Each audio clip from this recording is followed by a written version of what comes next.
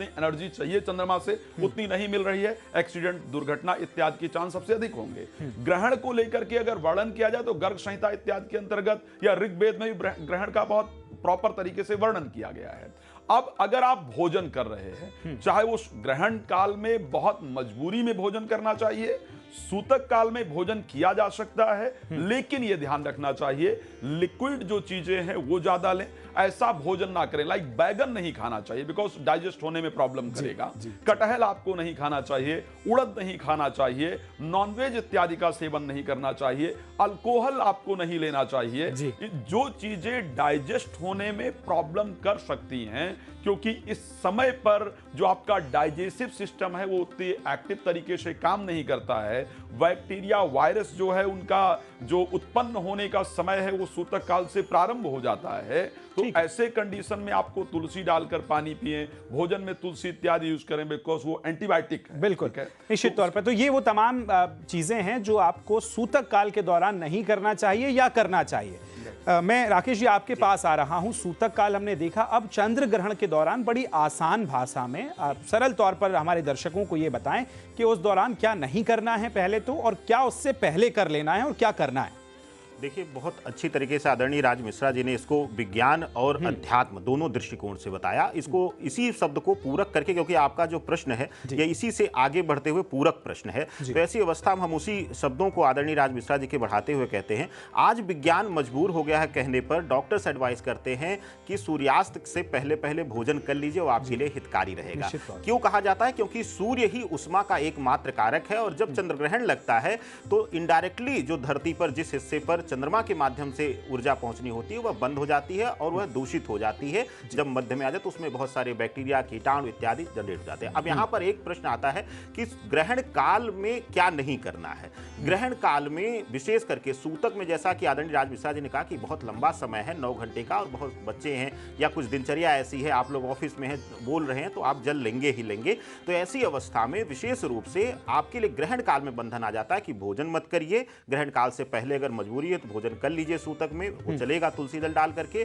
ग्रहण काल में आप भोजन मत करिए। बिस्तर पर शयन करने की वर्जना मानी गई है, खास करके शयन निद्रा मुद्रा में आने के लिए ग्रहण काल के दौरान वर्जना मानी गई है, क्योंकि मन का कारक है चंद्रमा और वह ग्रसित हो रहा है। तो ऐसी अवस्था में मन में जो है दुर्विचार या किसी तरीके का नकारात्मक स्वप्न इत्यादि या नकारात्मकता आने की संभावना बढ़ जाती है। अब करना क्या है यह भी सुन लीजिए। करना यह है कि अगर आप जो है गुरु दीक्षित हैं तो आप अपने गुरु मंत्र का जाप करिए, नहीं तो नाम जाप करिए। सबसे पुनीत कलयुग में नाम जाप कहा गया है, सीताराम सीताराम या राधे कृष्ण नमः शिवाय का जाप आप नमः भगवते वासुदेवाय या नमः भगवते रुद्राय, यह मंत्र का पाठ आप कर सकते हैं। और आपके लिए एक बहुत जरूरी चीज हो जाती है, आज लोग कहेंगे जाप करिए, लोग कहेंगे पाठ करिए, ग्रहण कोई भी हो, सबसे बड़ा जरूरी होता है, अनिवार्यता होती है कि आप मानसिक जाप करिए। सबसे उत्तम जो जाप माना गया है वह मानसिक जाप माना गया। कहते हैं कि मन की ऊर्जा जो है सीधा चंद्रमा को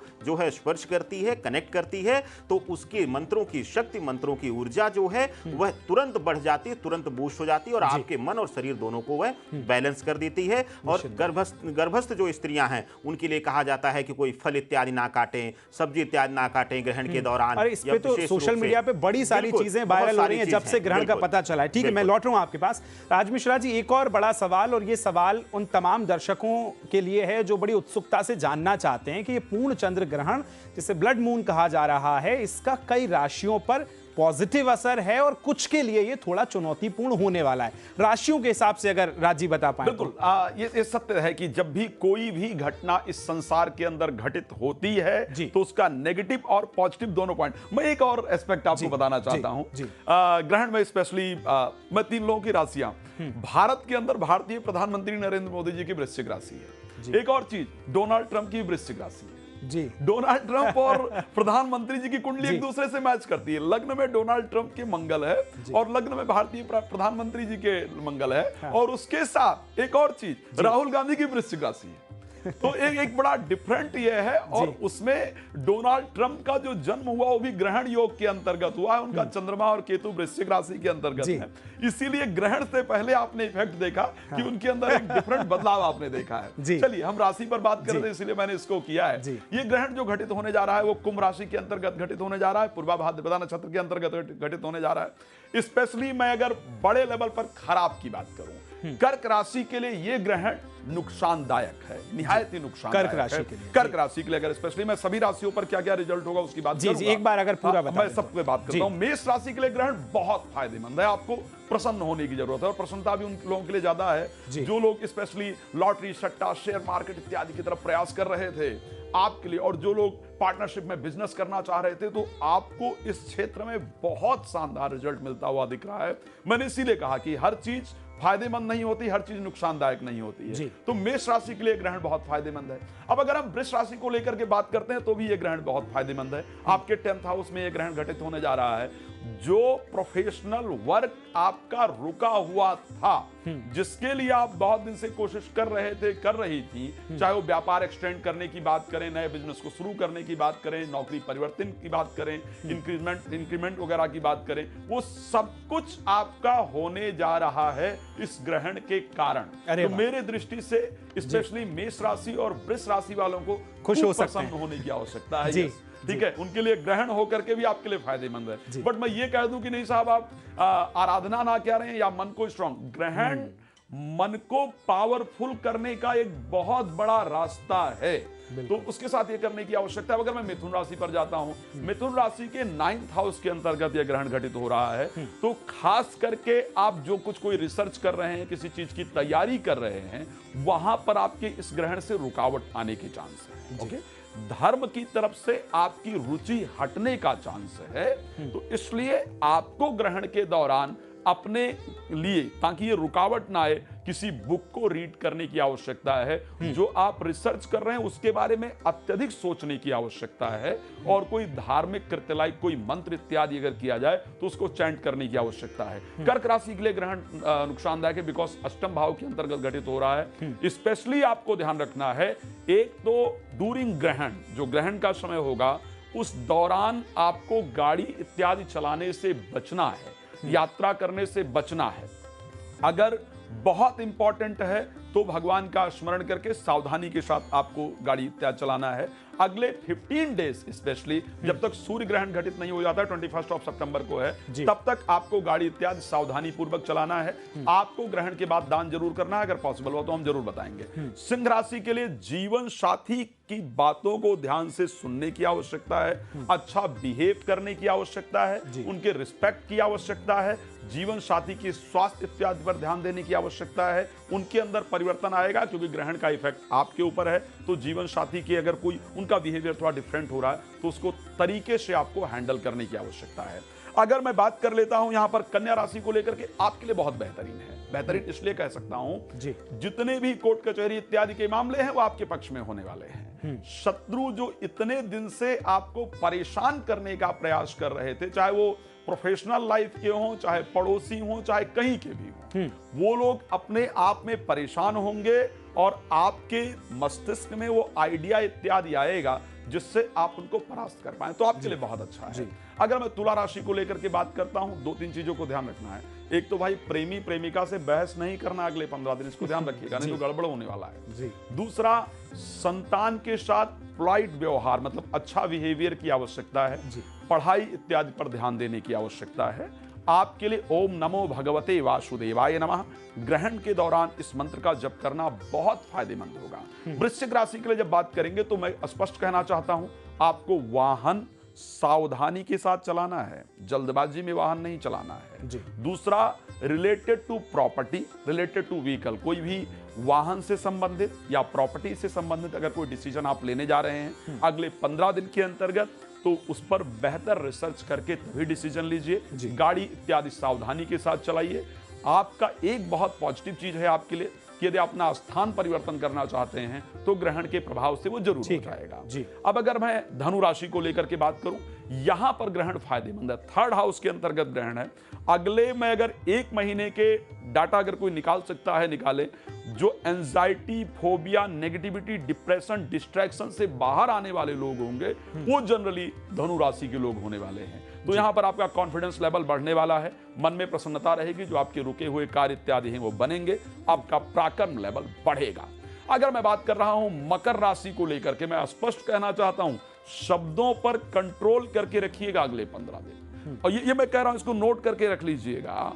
आप कुछ और कहना चाहेंगे, कहना चाहेंगी, लोग उसको किसी और वे में लेंगे, जिसके कारण से घर में अशांति रहने की कंडीशन दिख रही है, और उसके साथ आपके शब्दों को गलत तरीके से लें तो कुछ रिलेशन खराब होने का योग है। कोई भी इन्वेस्टमेंट करते वक्त ध्यान रखने की आवश्यकता है। गायत्री मंत्र का जप ग्रहण के दौरान करेंगे, फायदेमंद होगा।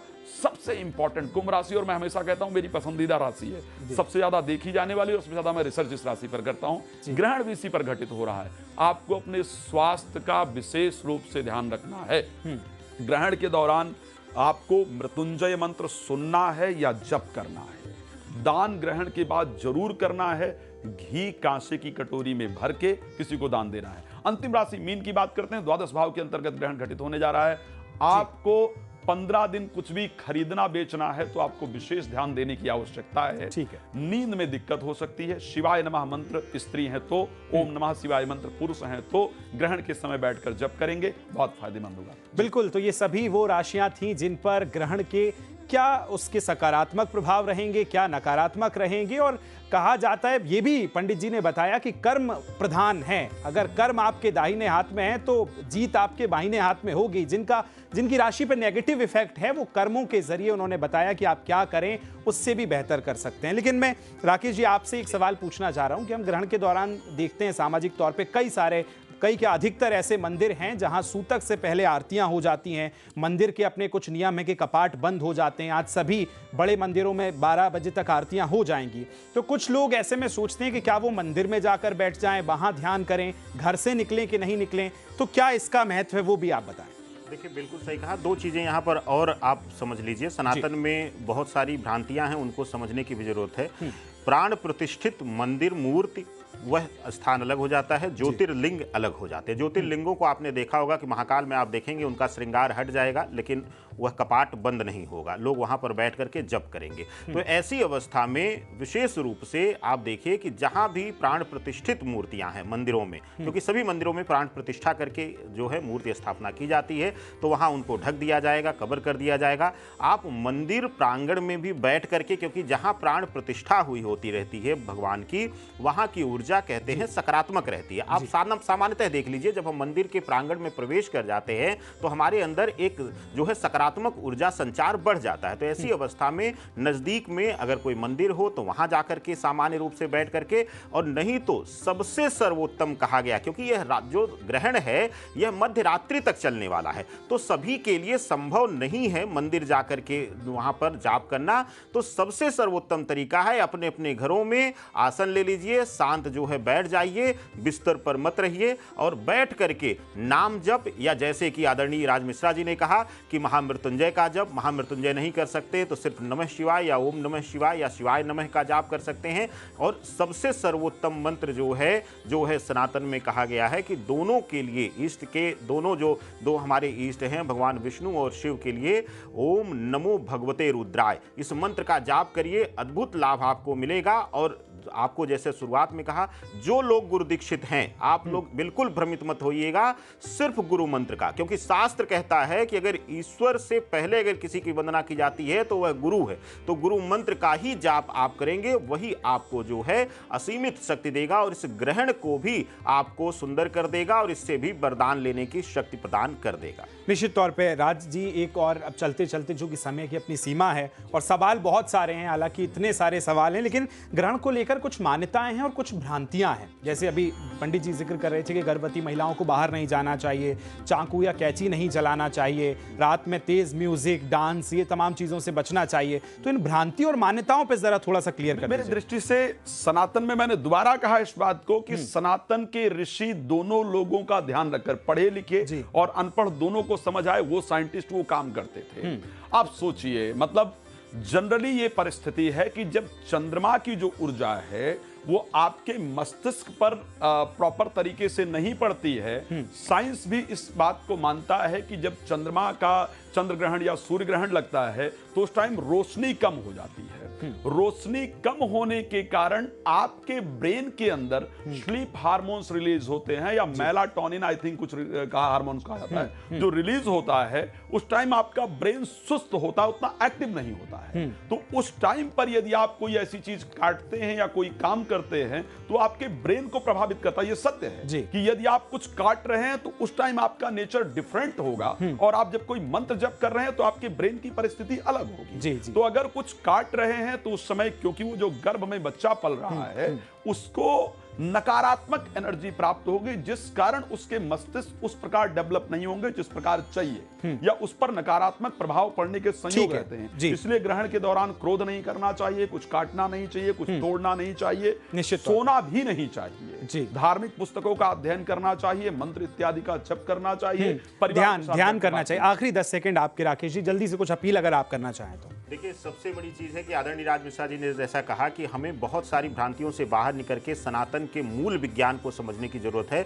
और सूर्य और चंद्रमा, यह दो माध्यम हैं। जब सूर्य प्रत्यक्ष रूप से हमारे धरा को स्पर्श नहीं करता तो चंद्रमा को माध्यम बनाता है, और अगर सूर्य या चंद्रमा में से कोई पीड़ित हो रहा है तो आप आत्मीय रूप से या मानसिक रूप से पीड़ित होंगे, निश्चित तौर पर पीड़ित होंगे। और इन तमाम चीजों का ध्यान आपको रखना है। जो सवाल आपके थे वो आज हमने जवाब जानने की कोशिश की है। और कहा जाता है कि विज्ञान प्रत्यक्ष सत्य है, लेकिन आस्था अज्ञात पर विश्वास है। तो आपकी आस्था और विज्ञान आज दोनों की गवाही आप देखेंगे इस चंद्र ग्रहण के दौरान। दोनों में क्या करना है, क्या नहीं करना चाहिए, वो सभी दोनों ने बताया। आप दोनों का बहुत बहुत धन्यवाद मेरे साथ इस चर्चा में जुड़ने के लिए। वक्त एक छोटे से ब्रेक का है। खबरों का सिलसिला लगातार जारी है।